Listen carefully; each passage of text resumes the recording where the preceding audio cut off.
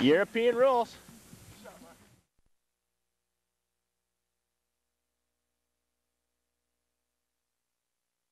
European rules. I was always like, hey, this is the way we're going to play no matter what. And again, that was one of the things that I thought with the basketball, that rubber ball we used, with the European rules, we ran into problems with. Some people didn't think that was a neat rule or didn't like it, or I don't know why.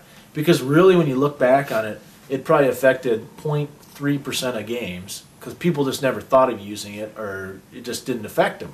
Originally, we started out with goaltending until we heard of the European rules.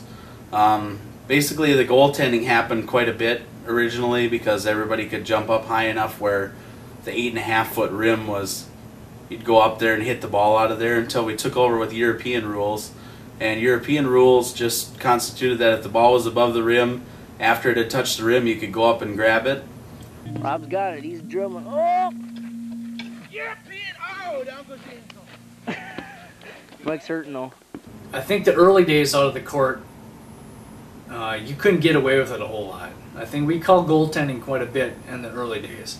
I could be mistaken on that. But later on, as our athletic abilities improved, we did a lot more. Let's block shots on the down arc towards on the rim. We call it, it'd be European rules, or if a ball would bounce out the rim and you could throw it down or do whatever. Those are all European rules. Yeah, it was a good idea. Forget that goaltend shit. It was all about, if you could get it, go grab it. It was a good rule. The best one we had out there, I think.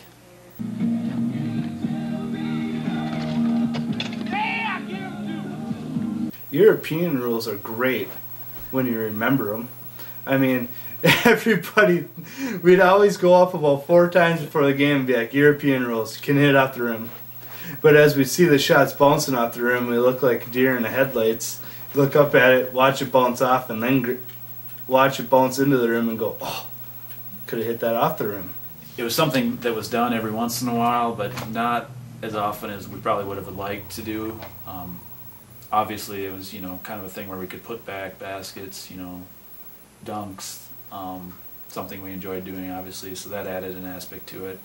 But it was always something where we'd say, European rules, and then it usually didn't change a whole lot, where people were either too tired to get up or couldn't really time it out well enough to actually do much about it. But it was it added a different dimension to it, definitely. European rules probably came, it wasn't a factor in the game because we didn't remember them, or we didn't even think of them when we came into the game. So it was fun when you actually remembered it.